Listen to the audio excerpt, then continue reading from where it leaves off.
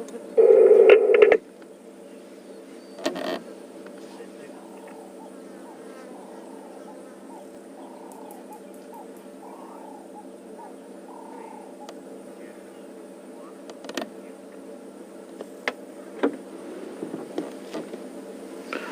one tiny spot of sunshine that just happens to be where his eye is looking at us out of this very tall herb and forb combination that is underneath this marula tree.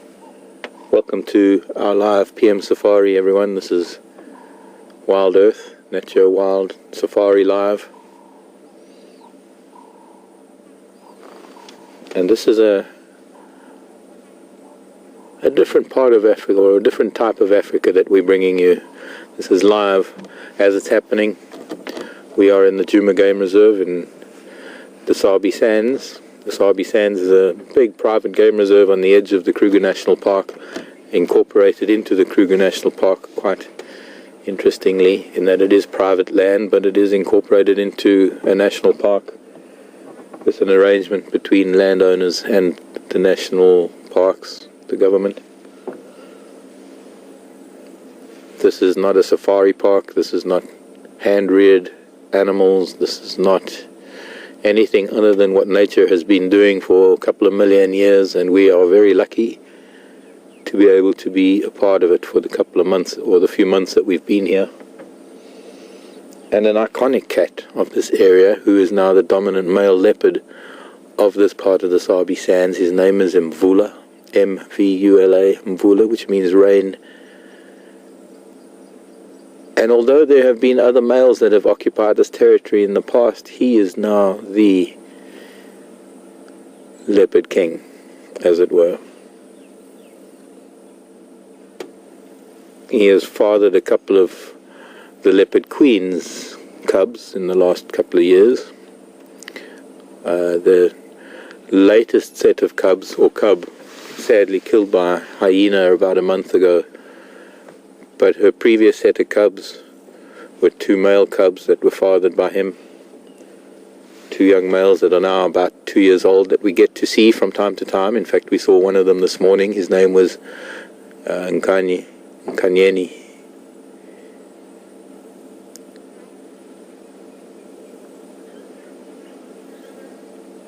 And perhaps we'll be lucky enough to find him again later.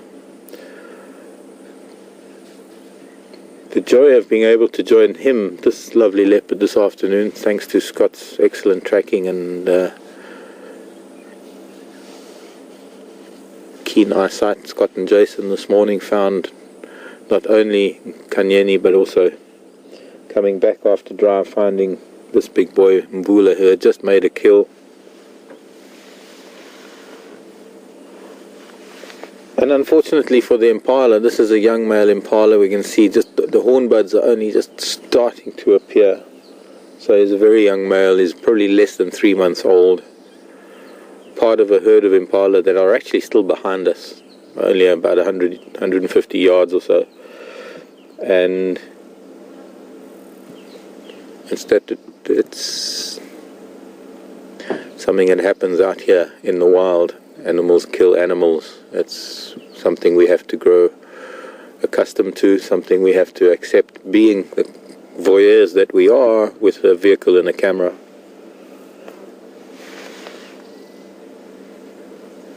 He's tucked up nicely in the shade. The sun is going to be dropping, which means that this lovely sunny patch that we can see the kill in, that sun is going to move over him shortly, and he's going to get pretty hot. He's going to have to move. So I'm not going to move yet. I'm going to wait for him to move.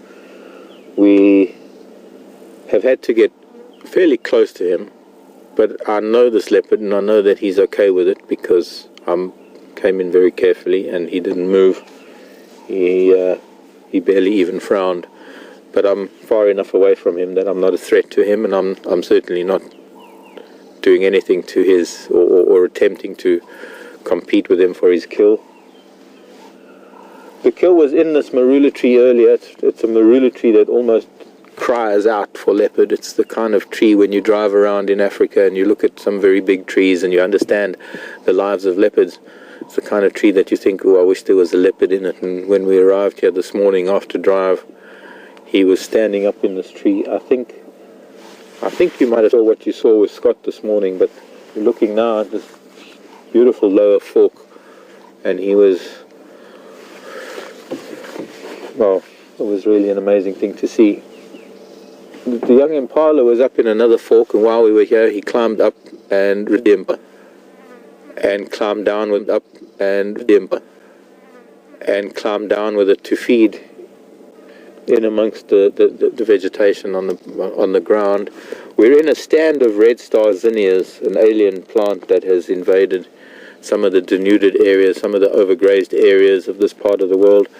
It's a plant that was brought in because it is a lovely garden flower, and I suppose cultivated and fed properly, the flower would actually be a lot bigger and a lot brighter and very pretty. And they are very pretty. We were lucky enough to see him with his head up amongst the red and the green. But it doesn't seem to have these little trees, and he's managed to find himself a really tight little spot. Before he brought the kill down, he was standing on the tree trunk, rather on that fork, and looking out, I suppose, trying to assess his options in whether he could feel safe enough in bringing it down. I think being mid-morning, he felt there's very little chance of things like lion, leopard, or hyena, or any other competition coming by to compete with him for the kill. And since it's a lot easier to feed on the ground, especially hidden in this almost waist-high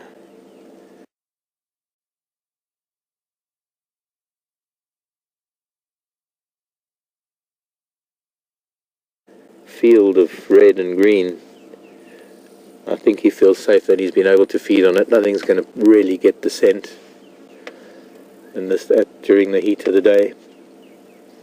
However, the day is now starting to cool down, and things are going to be changing soon. I'm also going to be heading on to Arathusa, and I'm going to leave Scott to come back and have a look at things here later. Busy cleaning. Sadly, it's not easy to see him from here.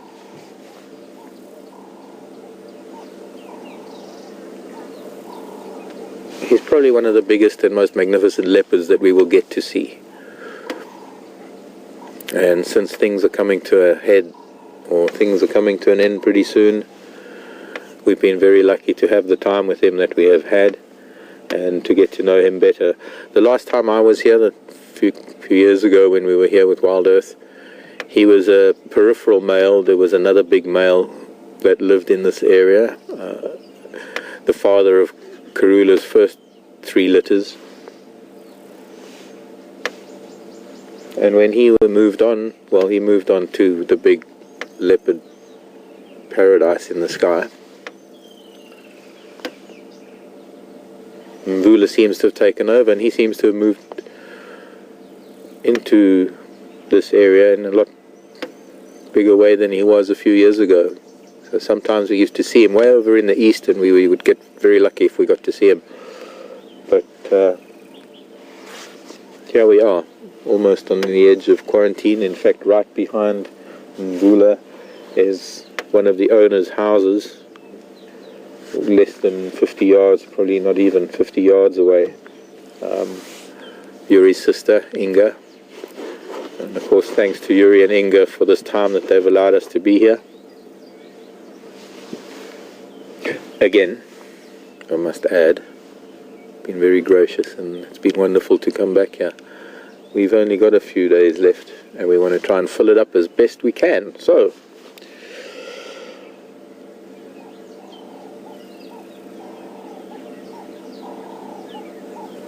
please feel free to send us mail, questions at wildearth.tv, or you're welcome to tweet, and that is hashtag Safari Live if you want to send a tweet via Twitter.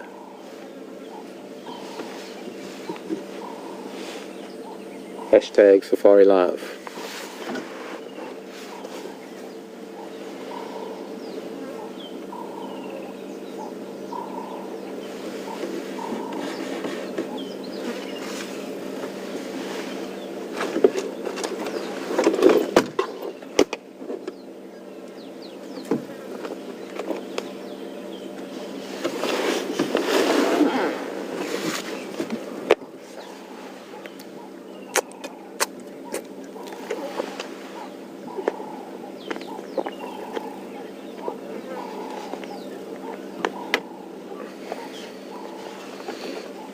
I'm very impressed. Raisa in Finland sending a question asking if these red leaves in front of us, or well, in front of the leopard really, it's on the side of us. We sidewards, we facing, we've got Mvula on the side. But yes, Raisa, it is. It's a very tiny jackalberry that's growing up the side of this Marula tree, and I would give anything to be able to time travel right now and go to a couple of 100 years in the future and see what comes out of this, whether this jackalberry actually manages to grow into this Marula and get very big. At the moment it's probably suppressed. Most of its light is coming in the late afternoon and things. That's why most of the growth is here on the western side, because this Marula tree is probably one of the biggest Marula trees that I think are here. It's kind of tucked away, so for the most part it's not really noticeable. I think 3 of us could hold our arms around the trunk. But it is, and quite amazingly, Ray, so that you hit the nail on the head. This is a young jackalberry, and the young leaves of the jackalberry start off as being reddish, and it's only when they start maturing do they go green. And one of the things about that is that it's very similar to what happens to leaves in the fall in places like China and Japan, where it's really pretty, in the Hudson Valley and parts of Europe with broadleaf trees, I suppose. The Adirondacks, I think, are renowned for their autumn colors, and all of those colors are a result of the leaves extracting their nutrients, or withdrawing their nutrients from the leaf, but also leaving behind I don't know, I can't explain it. Chemical is not quite the right word, but just bitter properties that discourage insect use that the tree can't really afford to have at a time when it's quite vulnerable. And we have a lot of trees that, well, not a lot, there are a few trees here in Africa that start off as being reddish like the jackalberry, and that is a similar process. When the leaves are young, they can't afford to be eaten because they're soft and fleshy. So instead of having the pure chlorophyll-filled plant cells, they actually have other enzymes, not enzymes, what are they? I'll think of the word. Properties that create that reddish tinge that stop things like insects and animals from eating them when they're the most vulnerable, when they're soft and juicy. That is digressing from the fact that we have a leopard here on a kill. But thanks, Raisa.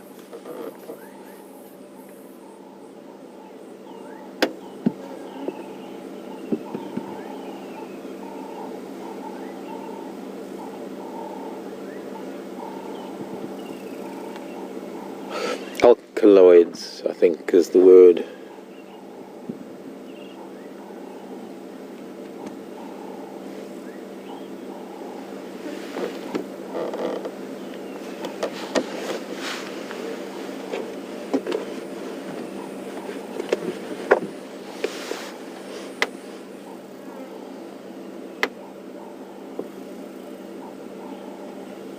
He's fed on it quite a bit. I have no doubt that he'll probably finish it entirely when he wakes up later, or when it cools down.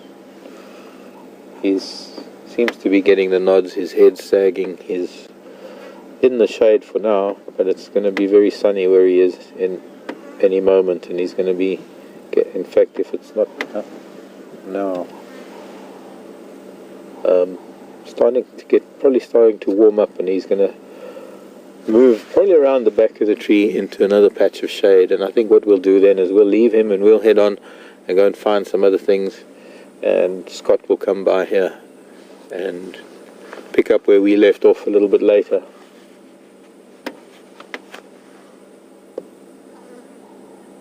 Aha, see, a bit on, scratch.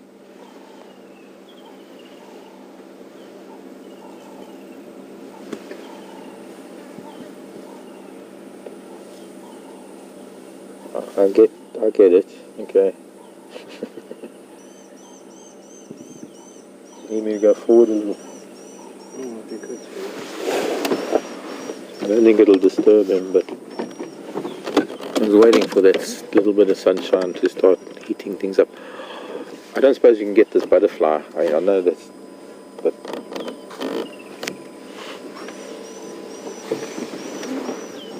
it's going to fly to. Never mind. There, I tried.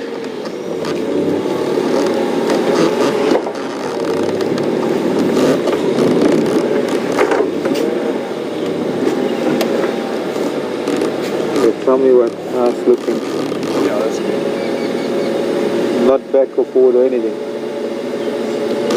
If I could just see, if this would just... Maybe back slightly.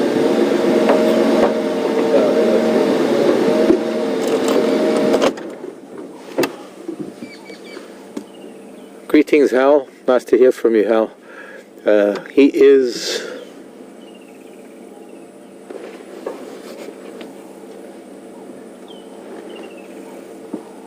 I think 10 now. And I'm trying to think. I'm getting confused.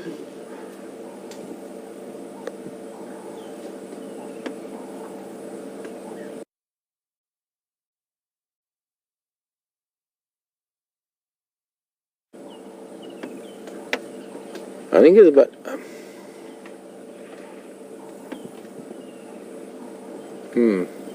Liz, anyone out there, give me a hand. I'm gone a blank. How old is he? He's 10. I think he's 10, but I might be wrong. 9 going on 10. I knew this, but...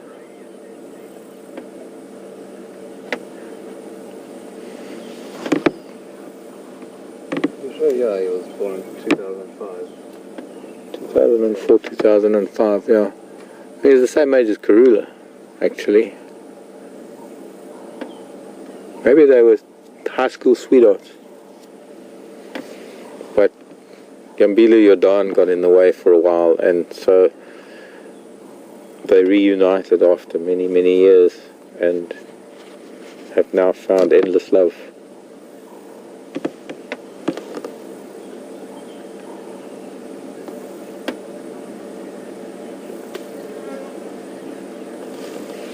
Being a very young impala, he's likely to finish almost the entire carcass. In fact, I'd be amazed if there is anything left.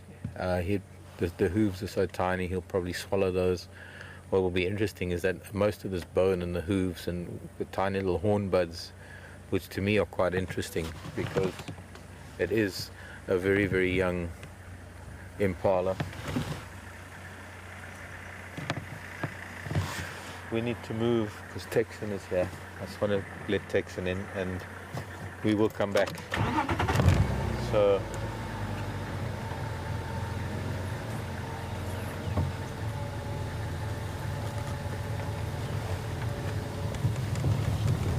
just going to talk to Texan and we're going to carry on, get some air under our wings, and we will catch you in a bit.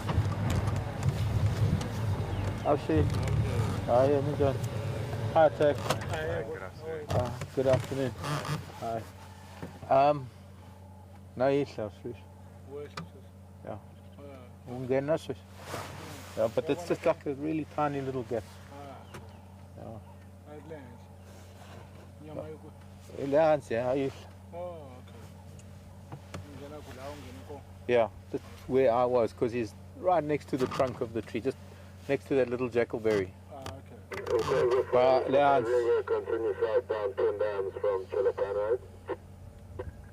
So he's on the ground, just there.